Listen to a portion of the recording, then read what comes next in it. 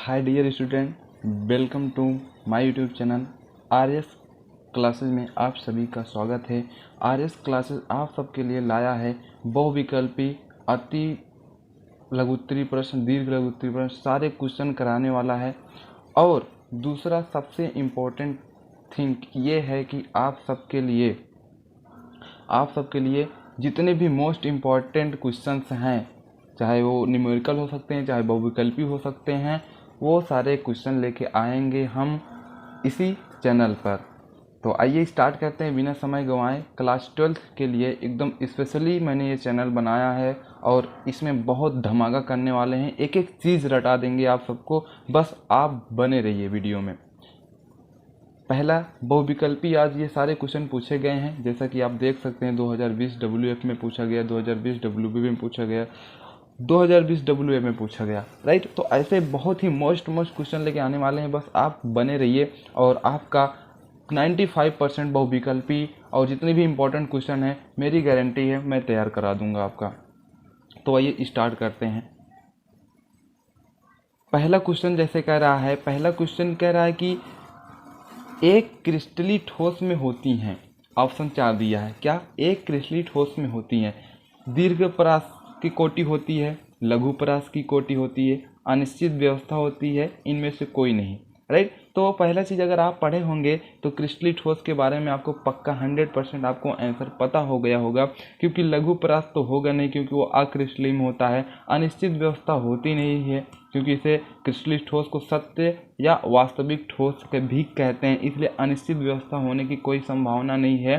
तो इसलिए question number 1 का राइट आंसर क्या होगा? क्वेश्चन नंबर 1 का राइट आंसर 1 होगा। कौन सा होगा? 1। ये आपका क्या होगा? सही होगा। क्वेश्चन नंबर 1 का 1 एकदम राइट होगा। दूसरा क्वेश्चन कह रहा है पोटेशियम सल्फेट, क्या कह रहा है? पोटेशियम सल्फेट है, क्या है? आयनिक ठोस है, धात्विक ठोस है, सहसंयोजक ठोस है, आणविक ठोस है।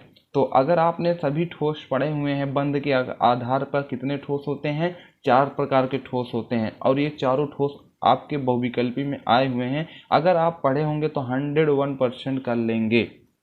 पोटेशियम सल्फेट, ठीक है, पोटेशियम सल्फेट में सबसे ज़्यादा आयन, मतलब उसमें हम लोग करेंगे तो आयन होते हैं, तो ये हमारा क्या हो जाएंगे? आयनिक ठोस हो जाएंगे। अभी नहीं, ये तो शुरुआत है, आगे आने वाले मैं ऐसे आपको ट्रिक बताऊंगा कि आपको सब ये सारी चीज़ें ऐसे ही चुटकियों में याद हो जाएगी, राइट। फिलहाल ये हमारा केमिस्ट्री है तो इसमें कुछ चीज़ तो आपको रटना पड़ेगा ही, लेकिन मैं दावा देता हूँ कि आपको एक भी चीज़ रटने नहीं दूंगा। तो इसमें कौन सा हो जाएगा? हमारा आयनिक ठोस हो जाएगा। दूसरा भी क्वेश्चन का पहला आंसर ही होगा। तीसरा क्वेश्चन कह रहा है ठोस ए एक अति कठोर तथा गलित अवस्था में विद्युत रोधी है और बहुत उच्च ताप पर यह पिघल जाता है, वह किस प्रकार का ठोस है? इसमें देखो किस प्रकार पिघल जाता है, मतलब पिघल भी जाता है और वह क्या है? विद्युत रोधी है, मतलब जब करंट आता है उसको विरोध करता है। तो आणविक ठोस होगा। आणविक ठोस में तो कोई संभावना ही नहीं है। रीजन की बहुत कमजोर होता है, इसमें वंडर वाल बल पाया जाता है।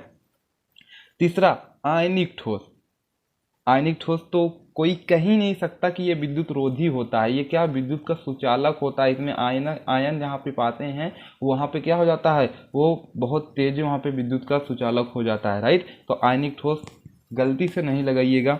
धात्विक ठोस, तो ये तो हर एक इंसान जानता हो, हर एक स्टूडेंट जानता होगा कि धात्विक ठोस हो ही नहीं सकता। क्यों नहीं हो सकता? क्योंकि धातु में क्या हो सकता है? विद्युत बहुत आसानी से प्रवाहित हो सकती है, वो विद्युत विरोधी नहीं है। तो बचा क्या बचा? ये राइट। क्वेश्चन नंबर मतलब आंसर 4 क्या हो गया? सहसंयोजक ठोस है। कौन ठोस है? सहसंयोजक ठोस है। क्वेश्चन नंबर 4 देखिए। क्वेश्चन नंबर 4 क्या कह रहा है? ग्रेफाइट है, क्या है? ग्रेफाइट है।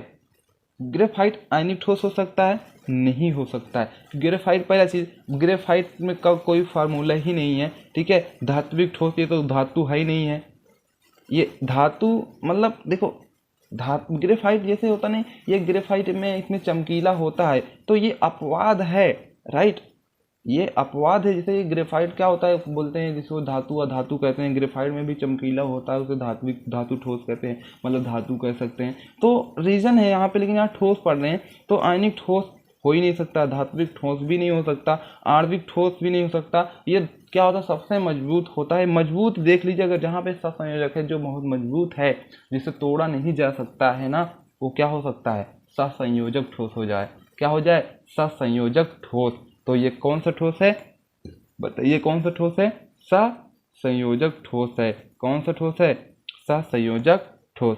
आई होप आपको क्वेश्चन नंबर 4 तक बहुत अच्छे से समझ में आ गया होगा। पहला क्रिस्टलीय ठोस है क्या, दीर्घप्रासी कोटि का होता है। पोटेशियम सल्फेट है, पोटेशियम सल्फेट का है, आयनिक ठोस है। तीसरा क्या है, इसमें विद्युत रोधी क्या होता है, सहसंयोजक ठोस होता है, मतलब सहसंयोजक होता है। ग्रेफाइट है, ग्रेफाइट है, ग्रेफाइट क्या है, सहसंयोजक ठोस है। राइट, आई होप ये 4 आपको बहुत आसानी से समझ में आ गए होंगे। आइए नेक्स्ट देखिए। देखिए ये सारे क्वेश्चन बहुत बार आए हुए हैं और मोस्ट इम्पॉर्टेंट है। क्या है, मोस्ट इम्पॉर्टेंट है। सो आप लोग इसे बहुत अच्छे से समझिए। गारंटी है इसमें से आपके क्वेश्चन फंसेंगे जरूर, ये गारंटी है मेरी। क्या है, गारंटी। आप देख लीजिएगा। सभी लोग वीडियो शेयर कीजिए, पसंद आए तो लाइक सब्सक्राइब जरूर कीजिए, क्योंकि ऐसे ही धमाकेदार बहुत सारे वीडियो मैं लेके आने वाला हूँ। अभी तो ये स्टार्ट है, मैं केवल डेमो दे रहा हूँ। बाद में आपको क्या दूंगा, एक ऐसा ट्रिक दूंगा कि ये सारी चीज़ सब आपको पहला चैप्टर दूसरा चैप्टर में जितने बहुविकल्पी हैं ना, सारे ऐसे ही रटा दूंगा। ठीक है, फिलहाल ये तो मेरा फर्स्ट वीडियो, इसमें जैसे भी हो जाए सही है। राइट, तो देखिए इसमें क्या कह रहा है, इसमें कह रहा है एक क्रिस्टल तंत्र में ए बराबर बी बराबर और अल्फा बराबर बीटा है, और क्या है, बीटा बराबर गामा है, लेकिन गामा बराबर 90 अंश नहीं है। यह तंत्र है। अगर आप पढ़े होंगे तो 100% बता देंगे। राइट, अगर नहीं पढ़े हैं तो आप मुझे कमेंट कीजिए, मैं आपको सारा चीज़ ये सब बता दूंगा डिफिनीशन सहित, और ऐसा बताऊंगा कि आपके भेजे में घुस जाएगा। राइट, तो ये देखिए इसमें ए बराबर बी बराबर सी, तीनों भुजाएं बराबर हैं, तो चतुष्फलकी तो हो ही नहीं सकता है। षटकोणी भी नहीं हो सकता है। षटकोणी क्यों नहीं हो सकता, क्योंकि इसमें ए बराबर बी बराबर ठीक है, लेकिन ए बराबर अल्फा बी बराबर बीटा, मतलब ए बराबर 90 अंश होता है, बी बराबर मतलब बीटा बराबर भी 90 अंश होता है, अल्फा बराबर भी 90 अंश होता है, लेकिन गामा बराबर 120 अंश होता है। तो षटकोणी होने का कोई संभावना नहीं है। इसलिए क्वेश्चन नंबर 5 का आंसर क्या होगा, कौन बताएगा, क्वेश्चन नंबर 5 का आंसर क्या होगा, तीसरा होगा। कौन बताएगा, मैं बताऊंगा। राइट, देखिए अच्छे से पढ़िए, मज़ा आएगा आपको बहुत ज़्यादा। ऐसे एक एक चीज़ याद करवा दूंगा मैं। ठीक है, अभी आपको लग रहा है कि इसमें कम कुछ, इतने सारे बहुविकल्प में मैं ज़्यादा टाइम ले रहा हूँ, भले ही ज़्यादा टाइम लग जाए, लेकिन आपको क्वेश्चन क्या होना चाहिए, एकदम अच्छे से याद हो जाना चाहिए। बहुविकल्पी अगर 4 ऑप्शन दिया है तो आप देख के लगा दीजिए। ठीक है, क्या है इसमें, रोम्बो हेड्रल, ठीक है, हेड्रल। ठीक है, ये सारी चीज़ें हैं, आप याद कर लेंगे। देखिए क्वेश्चन नंबर 6 में क्या कह रहा है, निम्नलिखित में से किसमें प्रति एक कोष्ठिका परमाणु की कुल संख्या 2 होती है। देखिए क्या कह रहा है, कुछ नहीं कह रहा है। इसमें कह रहा है किसकी, मतलब परमाणुओं की संख्या क्या होती है, 2 होती है। फलक केंद्रित घनिक एकक कोष्ठिका के, इसका तो हो ही नहीं सकता, क्योंकि इसका क्या होती है, 4 होता है। ठीक है, तो इसका होने की संभावना नहीं है। अंत केंद्रित घनी एकक कोष्ठिका है, हाँ इसका क्या होता है, 2 होता है। आध घनी एकक कोष्ठिका, इसका तो होता ही नहीं है 2। उपरोक्त में से कोई नहीं, ये है, कौन सा है, 2। छठा का दूसरा, अंत केंद्रित घनी एकक कोष्ठिका का क्या होता है, परमाणु की कुल संख्या क्या होती है, 2 होती है। आई होप आपको समझ में आ गया होगा। अगला देखिए, अगला क्वेश्चन क्या कह रहा है, क्वेश्चन ये कह रहा है कि एफसीसी की संरचना में प्रति एकक कोष्ठिका को कोष्ठिकाओं से संबंधित कणों की संख्या होगी। देखिए एफसीसी में कितने कणों की संख्या होती है, मैं आपको टोटल बता दूं। एफसीसी में कितने फलक होते हैं, 6 फलक होते हैं। ठीक है, एफसीसी में कितने फलक होते हैं, 6। लेकिन इसमें जो दूर दूर के होते हैं, दूर फलक मतलब ऊपर और नीचे 2 हो जाएंगे, नहीं, एक ऊपर और एक नीचे 2, तो 6 में से 2 घटा देंगे, क्या हो जाएगा, 4 हो जाएगा। राइट, कितना हो जाएगा, 4। तो इसमें देखिए क्या कहीं पे 4 दिख रहा है क्या? यदि हाँ तो वही हमारा क्या हो जाएगा आंसर। हाँ देखिए 7वां का पहला ही दे रहा है, क्या होगा 4 हो जाएगा। क्या होगा 4। एफसीसी संरचना में प्रति एक कोशिका कोशिकाओं से संबंधित कणों की संख्या कितनी होगी? 4 होती है। आई होप आपको ये सारी चीज़ें बहुत अच्छे से समझ में आ गई होंगी। तो 5वां का कौन सा सही है? तीसरा। छठा का क्या होगा? किसकी 2 होती है? देखिए 2 चीज़ की 2 होती है, ठीक है, अंतः केंद्रित की होती है और एक होता है एफसीसी का, तो हो ही नहीं सकता है। और एससीसी का एक होता है बीसीसी की 2 होती है, ठीक है, बीसीसी, ठीक है, केंद्रित का होता है, केंद्रित घनी एकक कोशिका, ठीक है, उसका भी होता है और अंता का होता है, ये दोनों चीज़ का होता है। तो आप इसको याद कर लीजिए। और एफसीसी में कितनी परमाणुओं की संख्या होती है? कितनी होती है? 4 होती है। टोटल 6 मतलब क्या होते हैं? फलक होते हैं। अगर दोनों को छोड़ देंगे तो कितने बचेंगे? 6 - 2 बराबर 4 हो जाएंगे। अगर आप ये सब नहीं पढ़ें तो आप मुझे कमेंट करिए, मैं आपको एक एक चीज़ बता दूंगा। आप ऐसे बहुविकल्पी तो चुटकियों में कर लोगे, राइट। तो अब आइए नेक्स्ट देख लेते हैं। नेक्स्ट क्या है? नेक्स्ट हमारा देखिए एफसीसी एकक सेल के कोर की लंबाई क्या है? कह रहा है एफसीसी एकक कोर की लंबाई a और उसके परमाणु की त्रिज्या r में संबंध। कह रहा है एफसीसी एकक सेल की कोर की लंबाई a और उसके परमाणु की त्रिज्या में संबंध। देखिए मैं इसमें वीडियो लंबा हो जा रहा है, लेकिन आपको मैं एक एक चीज़ बता दे रहा हूँ कहाँ क्या किसकी कितनी होती है, राइट। तो ये सारी चीज़ें बहुत इंपॉर्टेंट है। बहुविकल्पी मतलब ये नहीं होता कि अगर आ गया तो मान लो वही ऑप्शन ही बदल दे, कुछ अलग दे दे, तो कैसे करोगे आप? तो सब चीज़ पता होना चाहिए, ठीक है। तो अभी तो मैं ऐसे बता दे रहा हूँ, आने वाले अगले वीडियो में आपको बोर्ड में बताऊँगा तो एक एक चीज़ मैं विस्तार से बताऊँगा। क्या बताऊँगा? एक एक चीज़ विस्तार से बताऊँगा, फंसने नहीं दूंगा आप सबको। इसमें क्या है? एफसीसी कह रहा है एफसीसी एकक सेल के कोर की लंबाई a और उसके परमाणु की त्रिज्या r में संबंध। आपको पता है एफसीसी में r बराबर क्या होता है? r बराबर अगर आपको नहीं पता तो मैं बता देता हूँ, √2a/4 होता है। किसका? एफसीसी में। एफसीसी में क्या होता है? r बराबर √2/4। और यही क्या होता है? यही हमारा किसमें? और एक होता है बीसीसी। क्या होता है? बीसीसी में क्या हो जाता है? यही क्या हो जाता है? √3 हो जाता है। बीसीसी में क्या हो जाता है? √3/4a, ठीक है, मतलब √3a/4 ये किसका हो जाता है? बीसीसी का हो जाता है। और r बराबर मतलब r में संबंध, ठीक है। और एफसीसी में r बराबर क्या होता है? √2a/4। तो देखिए कहीं दिख रहा है क्या √2a/4? देखिए कहीं दिखा √2a/4? हाँ ये दिखा। दूसरा यही है कि नहीं? आपको समझ में आया? देखिए एक चीज़ मैंने आपको बताया विस्तार, ये हमारा क्या हो गया? ये हमारा एफसीसी का हो गया। ये हमारा क्या हो गया? एफसीसी को हो गया। ये हमारा बीसीसी को हो गया, ठीक है, पहला ये वाला हमारा बीसीसी को हो गया। तो ये सारी चीज़ मैं क्यों बता रहा हूँ आपको? ताकि आपको याद हो जाए। एफसीसी के देखो, इसमें एफसीसी पूछा था आपको, बीसीसी याद हो गया।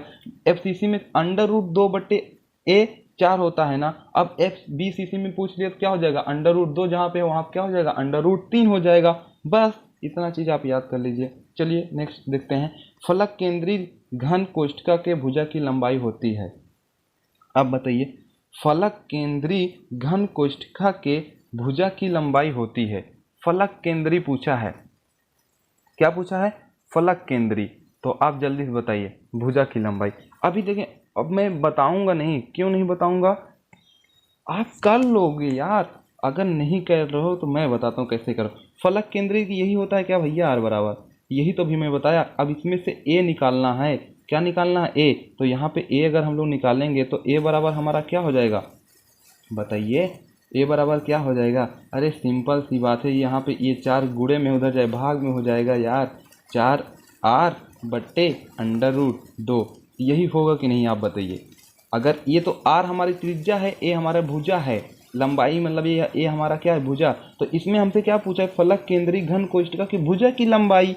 a बराबर पूछ लिया, उसमें r बराबर पूछा था, इसमें a। तो यहाँ पे हम लोग a को वहीं पर रहने देते हैं। 4 ये गुणे भाग में उधर गया, गुणे में हो गया 4r। ये क्या है? गुणे में इधर है, भाग में हो गया, मतलब 4r/√2। तो a बराबर क्या निकल गया? 4r/√2। यहाँ से आपको क्या मिल गया, इसका आंसर मिल गया। आई होप आपको समझ में आ गया। यहाँ से देखिए मैं आपको फिर से बता दे रहा हूँ, यहाँ से इससे आप निकाल सकते हो, इससे आप क्या कर सकते हो, निकाल सकते हो ए। तो ए बराबर हमारा यहाँ पे क्या हो जाएगा, ए बराबर यहाँ पे क्या हो जाएगा, फलक केंद्रीय घन कोष्ठक के भुजा की लंबाई 4r बटे √2, 4r ये होगा, एक सेकेंड सॉरी, यही होगा, क्या हो जाएगा 4r बटे √2। आई होप आपको बहुत अच्छे से ये प्रश्न समझ में आ गया होगा। देखिए यहीं से हम निकाले हैं यार, क्या करें हैं, यहीं से ए निकाले हैं, आर बराबर दिया था, इतना होता तो ए बराबर हम लोग निकाल के ये पूछ लिया है। देखिए कितना स्मार्ट बन रहा है, लेकिन स्मार्ट हम बनने नहीं देंगे उसे, ठीक है। तो ये उतना आपको क्वेश्चन आई होप बहुत अच्छे से समझ में आ गया होगा। अब मैं कुछ आपको कुछ एक दो क्या कर देता हूँ, होमवर्क दे देता हूँ, ठीक है। ये जैसे 12 नंबर आप होमवर्क ले लीजिए क्योंकि बहुत इजी है। अब 13 और 14 15 में बता देता हूँ, इसको बहुत जल्दी से बता देता हूँ क्यों कैसे क्या होता है। देखिए कह रहा है फ्रैंकले दोष के कारण आयनिक क्रिस्टल का घनत्व बढ़ता है। तो मैं आपको बता दूं, जो साटकी दोष होता है उसमें ना घनत्व क्या हो जाता है, बढ़ जाता है। साटकी दोष में घनत्व बढ़ जाता है, साटकी दोष में जो होता है घनत्व बढ़ जाता है, लेकिन फ्रैंकले दोष में घनत्व पर कोई प्रभाव ही नहीं पड़ता है। क्या पड़ता है, घनत्व पर कोई प्रभाव नहीं पड़ता है, किसमें, फ्रैंकले दोष में।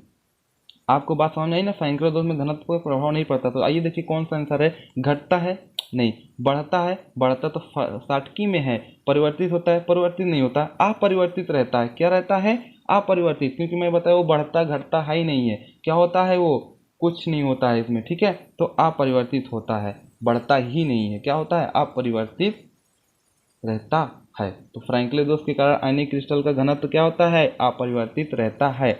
दूसरा क्वेश्चन कह रहा है 14 नंबर, फ्रैंकल या फ्रैंकले, फ्रैंकेल ये सब एक ही है, ठीक है, टेंशन ना लेना आप। फ्रैंकल तथा साटकी दोनों ही दोष प्रदर्शित करने वाले यौगिक हैं। मोस्ट इंपॉर्टेंट लगा लो, क्या है ये, मोस्ट लगा लो आप, मोस्ट, एकदम मोस्ट, 100% आने वाला इस बार एग्जाम में, 100%, क्योंकि बहुत बार पूछा गया है और इस बार भी 100% पूछ सकता है आप, ठीक है। क्या करता है, पूछ सकता है। तो फ्रैंकलो इसमें पूछा कि ऐसा कौन सा इसमें जो है, जो 4 ऑप्शन दिए हैं जो दोनों दोष पर मतलब प्रदर्शित करते हैं, कौन से करते हैं, NaCl नहीं हो सकता, KCl भी नहीं हो सकता, CFCl भी नहीं, एक ही करता है, क्या, वो AgBr, क्या करता है, AgBr। AgBr जो होता है वो फ्रैंकले दोष और साटकी दोष दोनों गुण इसमें, इसके ना, इसके अंदर दोनों गुण पाए जाते हैं, फ्रैंकले और साटकी दोष। तो ये कौन गुण में, ये मतलब जो है ये दोनों गुण प्रदर्शित करता है। तो ऑप्शन नंबर 4 क्या हो जाएगा, सही हो जाएगा कि नहीं, बताइए आप, सही हो जाएगा ना, क्योंकि यही एक ऐसा है जो दोनों गुण प्रदर्शित करता है, फ्रैंकले और साटकी दोष। अब ये कह रहा है धातु न्यूनता दोष वाला क्रिस्टल है। अगर आपको मैं फिर बता रहा हूँ, अगर धातु न्यूनता, फ्रैंकले दोष, साटकी दोष ये कुछ भी नहीं पता तो आप कमेंट कीजिए, मैं आपको सारा चीज़ बता दूंगा पूरा डिफिनीशन के साथ। तो इसमें क्या होगा आपका, ये दूसरा नंबर क्या हो जाएगा, आपका क्या हो जाएगा, दूसरा नंबर सही हो जाएगा। FeO क्या होता है, धातु न्यूनता दोष वाला क्रिस्टल है, FeO। तो आई होप आपको ये वीडियो बहुत अच्छे से समझ में आई होगी। आई होप आपको एक एक क्वेश्चन भी याद हो गया होगा, आपको रिवीजन भी मैं करा दूंगा सारा चीज़। बस आप बने रहिए इसी यूट्यूब चैनल पर, एक एक चीज़ रटा देंगे। अभी बहुविकल्पी है, जिस दिन मिलकर बताएंगे वो आप लोग एकदम खुश हो जाओगे। तो wish you wealth and keep growing my dear student.